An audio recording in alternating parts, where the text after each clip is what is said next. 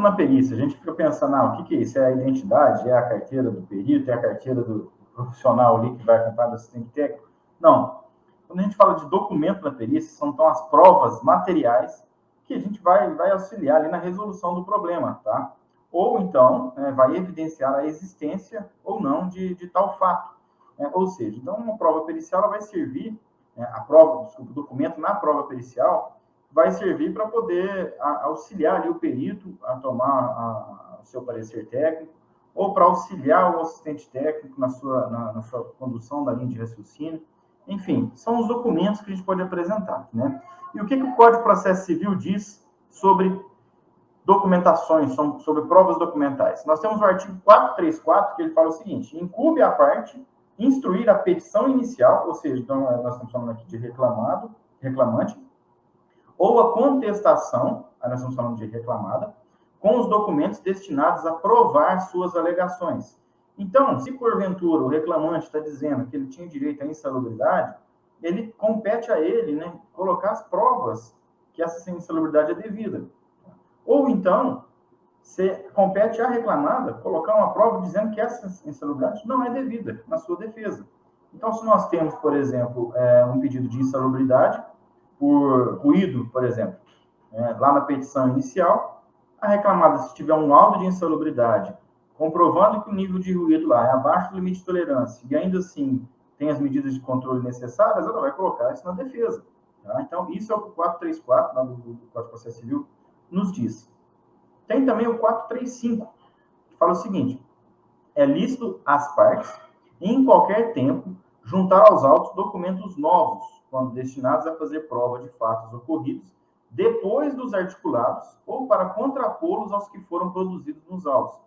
Tá? Então, por exemplo, o perito fechou o laudo dele de insalubridade, lá, concedendo a insalubridade ao reclamante, só que ele não analisou a FISPIC, por exemplo, do produto. Então, é lícito, ou seja, é permitido a parte, né, no caso a reclamada, nesse exemplo, apresentar as FISPICs e pedir para o perito refazer uma avaliação. Então, eu estou apresentando uma prova documental. Né? Como recibo, por exemplo, de compra de equipamentos, né, compra de materiais, enfim, N outras provas que podem corroborar ou contrapor as alegações daquela situação. E nós temos também o artigo 473, no parágrafo 3º, que fala: para o desempenho de sua função, e isso é muito importante, o perito e os assistentes técnicos podem valer-se de todos os meios necessários, ouvindo testemunhas, obtendo informações, solicitando documentos que estejam em poder da parte, de terceiros ou em repartições públicas, bem como instruir o laudo com planilhas, mapas, plantas, desenhos, fotografias ou outros elementos necessários ao esclarecimento do objeto da perícia. Então, o perito pode valer-se desses documentos. Tá? Ele pode fazer uso. Quando ele fala valer-se, é fazer uso desses documentos. Tá? É claro que aquele perito que chega para fazer uma perícia, pega o PPRA, né, pega o LTCAT, fala: olha, o ruído está baixo, vou fechar meu laudo em cima dele, ele é um perito muito criticado. Por quê? Compete ao perito avaliar. O perito está ali para analisar tudo que tem nos autos e fazer sua avaliação em loco e emitir o seu laudo. Né? Porém, também vale a nós, assistentes técnicos, apresentar as documentações. É claro que aquelas que forem favoráveis, né? Aquela que tiver na sua linha de raciocínio. Então, o Código de Processo Civil nos permite gerenciar e apresentar essas documentações quando nos é de interesse. Boa. Rapaz, achei aqui, a Andréia, o Thiago, mandou um comentário aqui. Júlio, Thiago, já estou ficando craque em perícia, de tanto que meu marido Anderson Leal assiste as lives daqui do perícia, ouvindo e aprendendo. Tá vendo? É isso aí. Parabéns, André. Vai ganhar dinheiro pro seu marido. É, bom demais. É isso aí, seja bem-vindo aí também, André, de tabela, né? É muito bom. Bom, pessoal, quais são as provas? Antes de você começar, vamos falar a primeira palavra-chave, né? Senão... vamos lá, diz aí. Primeira palavra-chave, então, que vocês anotarem, pessoal. Anotar, não é para escrever nos comentários, tá? Perícia. Primeira palavra, perícia. Anota para vocês, para que vocês não esqueçam que no momento oportuno nós vamos explicar como vai ser o sorteio, ok, pessoal? Anotem para vocês, então, a primeira palavra, perícia, ok? Ok? Podemos ir, Tiagão? Vamos. Então, vamos lá. Pessoal, quais são, então, essas provas documentais, né, as mais utilizadas nas perícias em SST, tá? Lembrando que estamos falando de perícia de saúde e segurança do trabalho. Extinto PPRA, né, que agora é o atual PGR, mas o trabalhador, às vezes, ele ingressou com uma ação lá, né, referente ao período de 2017, 2018, enfim, então a empresa vai ter o PPRA. Então, o PPRA ainda continua sendo um grande documento válido aí para as perícias, tá? PPRA, PCMSO. Júnior, PCMSO? Sim, existem algumas varas do trabalho que o próprio juiz, na ata de audiência, já relaciona esses documentos para serem apresentados, tá? Vocês vão até achar estranho. Olha os documentos que geralmente costuma o juiz pedir para que seja apresentado. Além dos mais comuns na área de SST, ok? PCMSO, livro de registro de fiscalização do Ministério do Trabalho, análise ergonômica. Não, mas peraí, Júlio, mas até para perícia de insalubridade, sim, análise ergonômica. Ou seja, os juízes já estão querendo entender se a empresa está fazendo a parte dela no tocante à segurança do trabalho, né?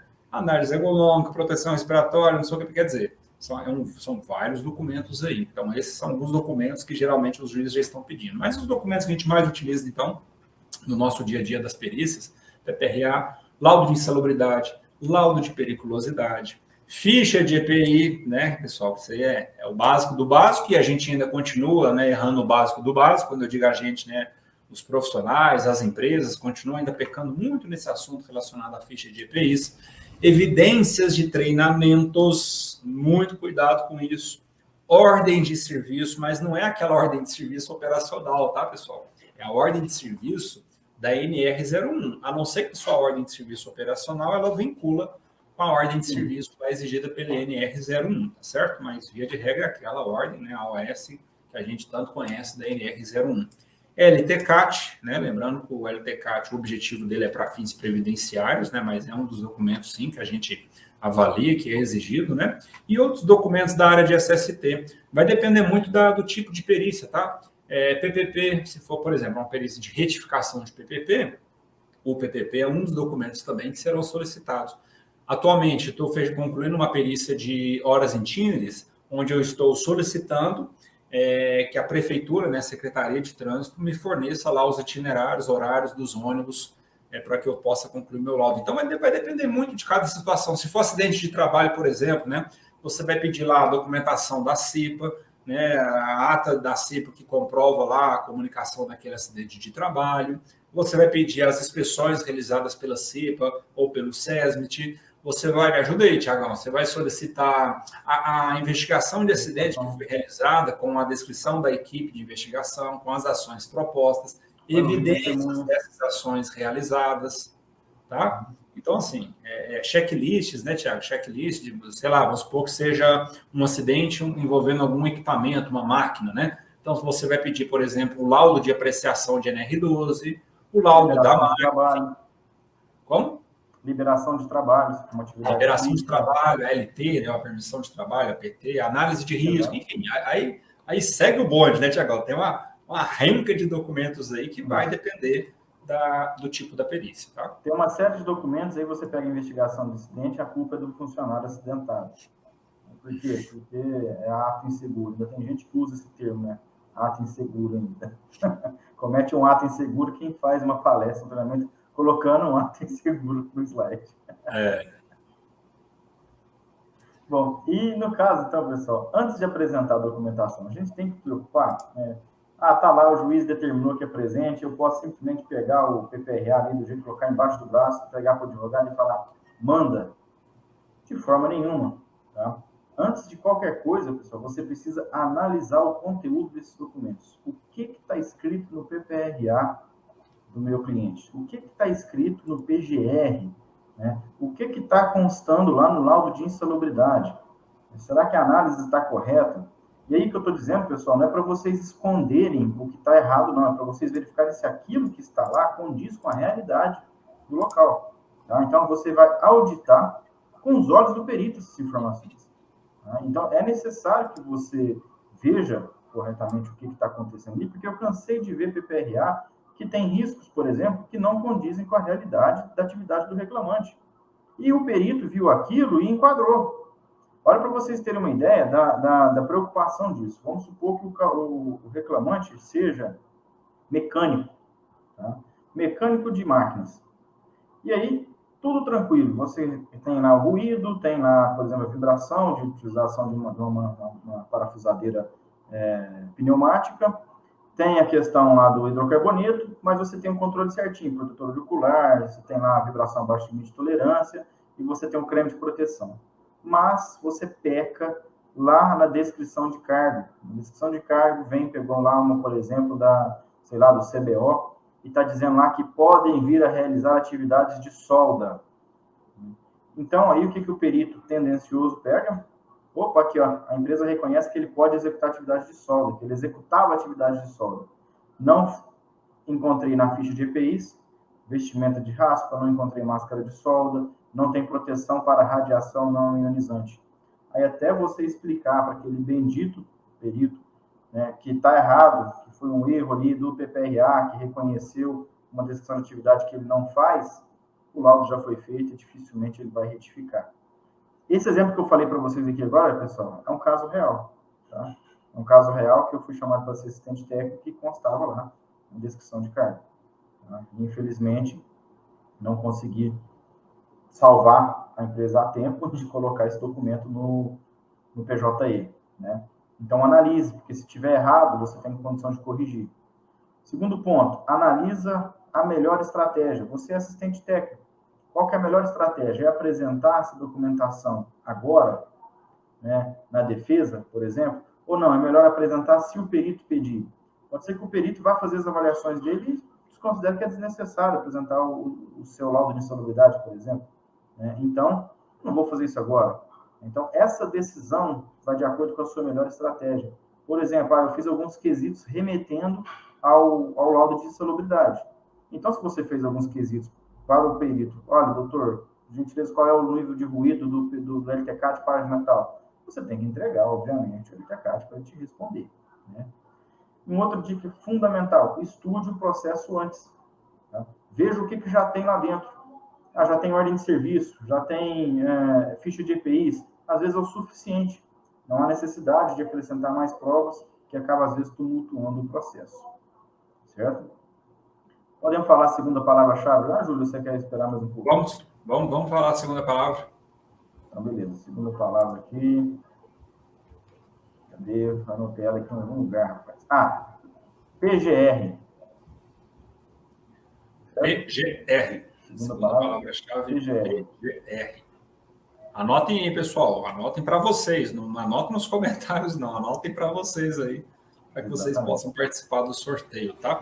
Vários comentários de vocês. E daqui a pouquinho, a gente concluindo aqui o nosso mapa, a gente vai pontuar aí cada comentário que vocês estão colocando, cada pergunta, tá? Nós vamos responder aqui, tá certo, pessoal? Uhum. Bom, o que se fazer, então? Não, mas ainda tem mais uma coisinha para continuar aqui, doutor. Deixa eu terminar. Vou falar igual o reclamante. Deixa eu terminar minha... Doutor. Aqui, doutor. Agora é minha vez. Brincadeira. Brincadeira. Tem uma questão que eu quero falar também, assim, e quando eu não devo apresentar? Né? Qual situação eu não devo apresentar tal documento? Seja LTCAT, seja PPP, seja o que for. Para responder essa pergunta, a primeira coisa que você vai fazer é alinhar com o seu cliente. Tá? Sempre, seja reclamante ou reclamado. Tá?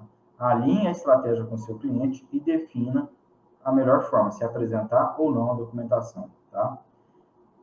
Segunda questão, há determinação judicial para apresentação? Ou seja, consta lá na ata de audiência ou um despacho do juiz determinando que você apresente essa documentação? Se sim, meu conselho do Júlio, que seja o meu também, apresente.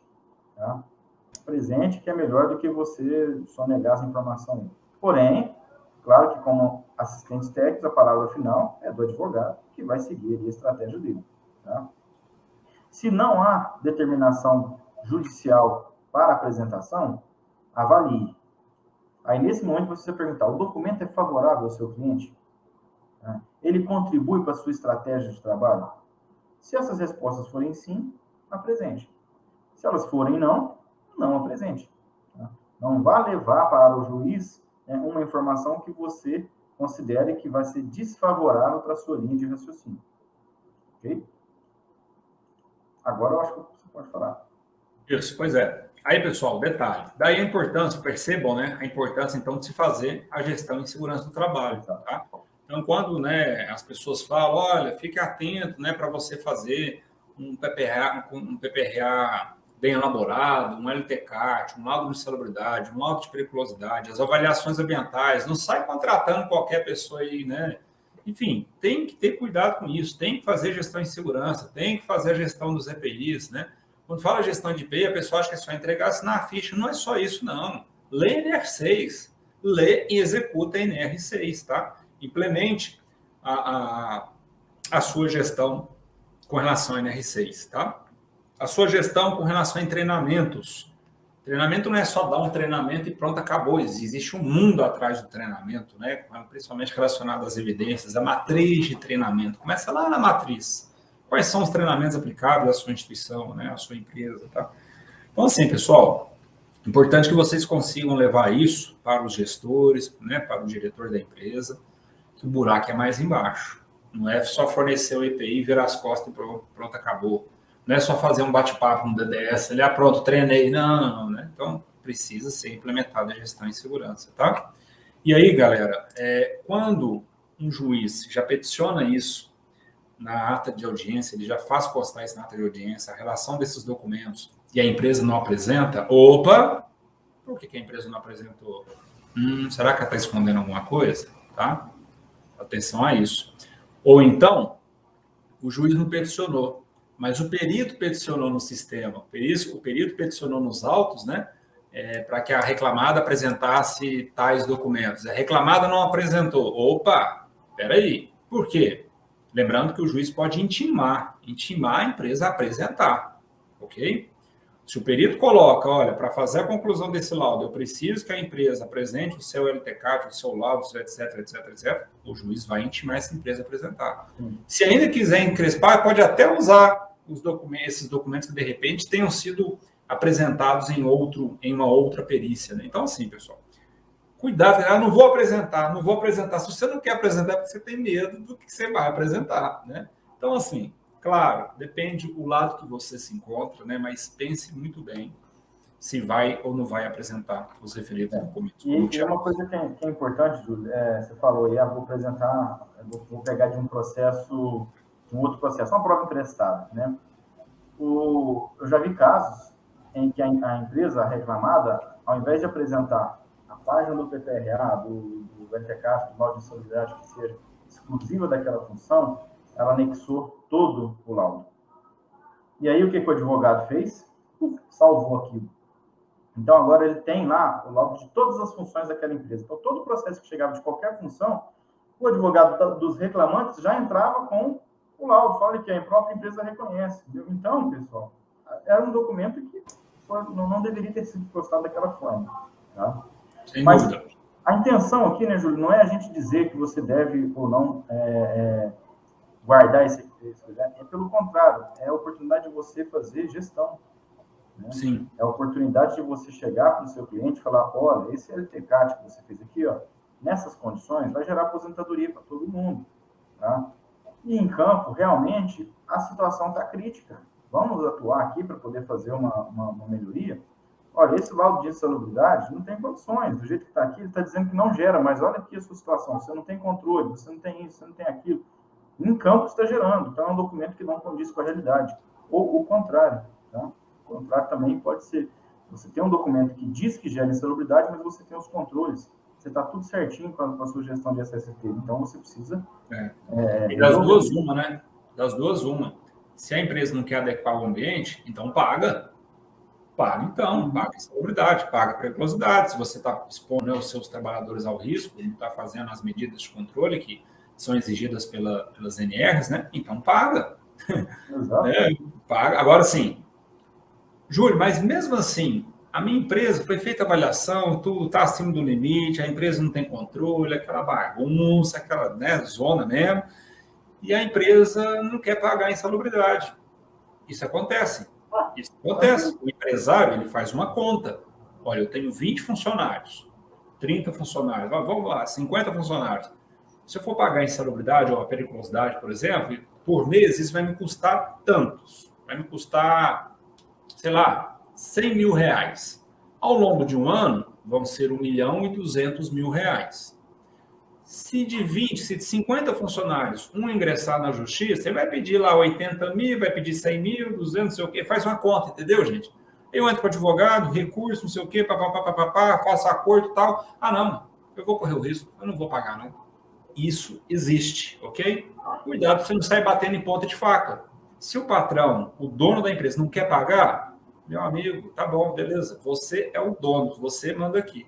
Tá aqui o meu e-mail, tá aqui a minha orientação, precisa pagar, papapá, porque não tem um controle, não sei o que, não sei o que. A decisão é sua, tá, pessoal? Então, isso existe. Importante que a galera esteja... Temos algumas dúvidas aqui, posso colocar na tela, Júlio? Vamos lá, Do Elier Vitor. Na última perícia que participei, o perito pediu para enviar a documentação no e-mail pessoal dele. Tranquilo, eu faço isso. Não é o meu e-mail pessoal, tá? É um e-mail que eu utilizo para perícias. E eu sempre peço para que a parte que vai me enviar a documentação copie também os outros interessados. Então, você vai me mandar lá um documento, naquele prazo estipulado em perícia, que copie a outra parte também. Para todos terem acesso ao mesmo documento. Né? Elier, só para contribuir também aí, ó, de repente nós temos peritos ou futuro peritos, né? Nós estamos cheios de alunos aqui, né? Coloca aí quem é aluno, hashtag aluno, coloca aí. Vamos bombardear esse negócio aqui, quero ver quem são os alunos aí, ó, a Cláudia, Jonathan, coloca aí para nós, hashtag aluno, vamos ver quem são os nossos alunos que estão presentes aqui hoje, Tiagão. Olha só, então contribuindo com essa pergunta anterior aí, Tiagão, eu também faço isso, tá? Ou melhor, fazia, de encaminhar os e-mails para mim, copiando outra parte. É uma opção? É uma opção, mas o que hoje eu faço? Eu peço para peticionar nos autos, eu peço para anexar lá nos autos, tá? Porque aí, né, ambas as partes têm acesso, o juiz vai ter acesso, a empresa protocolou isso, então não tem nenhum mimimi, tá tudo lá no processo, tá? Também é válido. Vamos lá, ó, a galera que tá colocando hashtag aluno aí, Tiagão, olha aí. Vixe Maria. Que legal, hein? Ô, rapaz, coisa boa. Vou achar aqui que eu estava lá em cima. Coisa boa. Uma galera aí. Não precisa projetar não, que é a galera, é a gente para Dedéu. Então, só para saber a galera que está presente conosco aqui, ó, Reginaldo, Daniela, Neuci, Anderson, Cláudia, Hélio, Ricardo, Cristina, Celso, Anitta, Jonathan, Cícero, Valdinar... Estamos quase fazendo, então, uma aula ao vivo do curso de perícia aqui. Ué.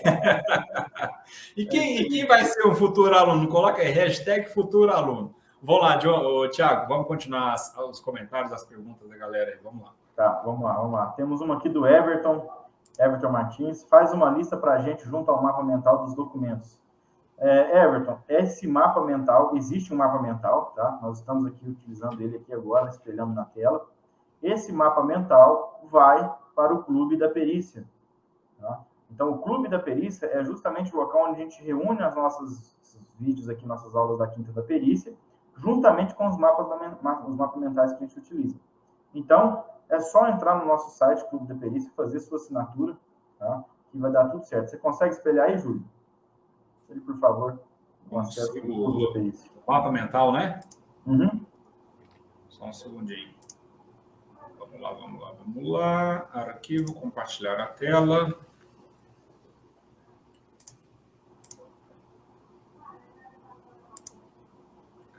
Cadê? Hoje não está focado no negócio. Peraí, Thiagão, peraí, calma. Está vendo outras coisas. Está contando dinheiro, pessoal. Está contando dinheiro. Calma. Contar dinheiro é complicado. Olha aí, está compartilhando, Thiagão?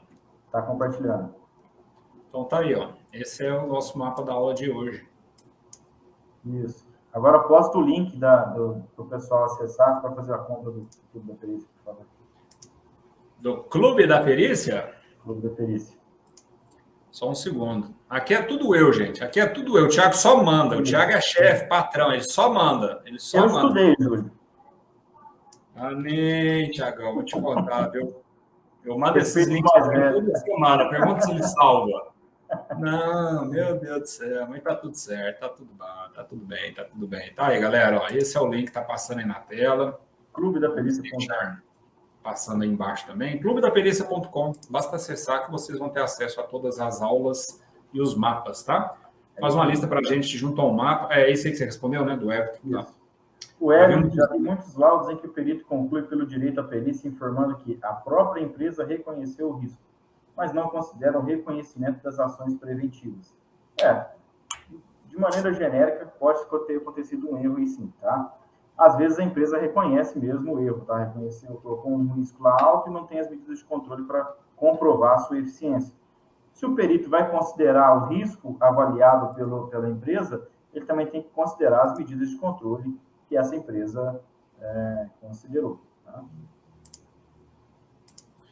Tiago, algumas pessoas estão perguntando aí, só para a gente não atrapalhar aqui as perguntas de vocês, pessoal, a gente vai responder todas, tá? O pessoal está perguntando aí, como é que eu faço para participar do curso de perícia de vocês, etc, né? Eu vou encaminhar para vocês aí nos comentários 2 links. Um link é o do nosso suporte técnico, tá?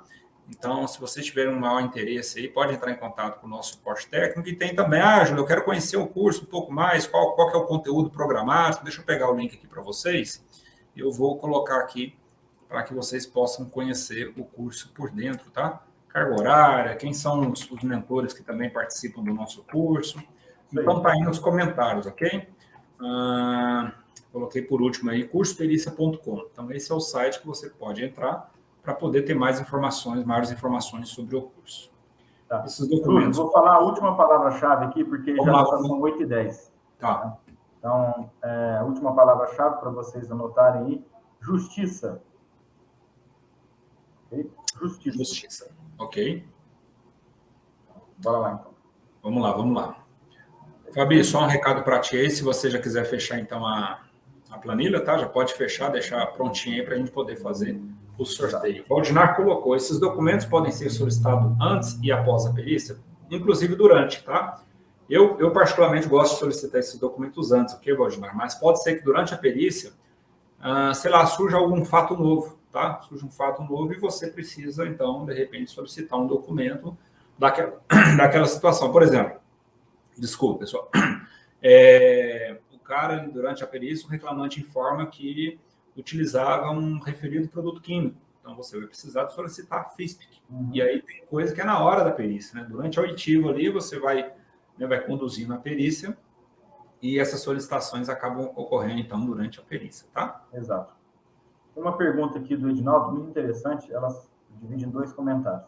Como ficam esses exames meia-boca que fazem funcionários? Admissional, exame PNR 35, e liberam para o trabalho. Se acontecer um acidente por problemas de saúde relacionados a esses exames que foram falhos, o perito pode alegar que a culpa é do médico? Primeiro ponto que você tem que tomar cuidado, Edinaldo. Se o exame é meia-boca, cai fora dessa clínica. Primeira coisa, tá? Você tem que garantir que o exame não seja meia-boca para o seu cliente. Tá? Agora, o que você define como exame meia-boca? Se o funcionário passou pelo médico, foi avaliado, fez lá todos os exames complementares que o médico julgou que ele está apto, e nenhum deu inapto, ele está pronto para o trabalho. Isso vai garantir que ele estiver lá numa torre a 30 metros de altura, 20 metros de altura, ele não vai passar mal? Não. Sabe por que não vai? Porque o exame ocupacional, ele é momentâneo. Ele vai pegar aquilo que ele estava no dia lá na clínica. Ele não garante a saúde para o resto do ano. Se fosse assim, a gente fazia um check-up só ao longo do ano e não ficava doente. Tá? Então, a própria 35, a própria 31, ela traz alguns conceitos que você tem que avaliar o trabalhador antes do início do trabalho. Tá? Então, muito cuidado com isso, de achar que a liberação da saúde para trabalho em altura para espaço confinado limita-se ao ASO. Não é. Tá? Não é muito o foco aqui da perícia, mas acho que é importante a gente dizer isso. Não, a saúde do trabalhador não se limita apenas ao ASO. Ok? Mandar um abraço aqui para o nosso amigo Jonathan. Tá? Fez, inclusive, uma contribuição para a gente aí, super financeira, deu 10,90. Moleque, só quero avisar que quem controla o dinheiro aí é esse cara aqui, ó. Eu controlo tudo, né? Os links, né? As páginas, tudo, né? O dinheiro também. É isso aí. Ó, galera, peraí, Tiagão, segura aí. Vocês querem ajudar? Querem ajudar aqui a quinta da perícia judicial, né? Ajuda a gente, ó, por exemplo, estamos precisando de microfone, né, Thiago? Esse microfone você tá dando um eco danado, a galera tá reclamando aí, viu? Só tá reclamando. Tá com eco, precisa comprar um microfone pro Thiago. existe uma opção aí, ó. Como é que tá aparecendo aí, Thiago? Valor. Existe uma opção nos comentários aí que vocês podem ajudar com um cifrão. Né?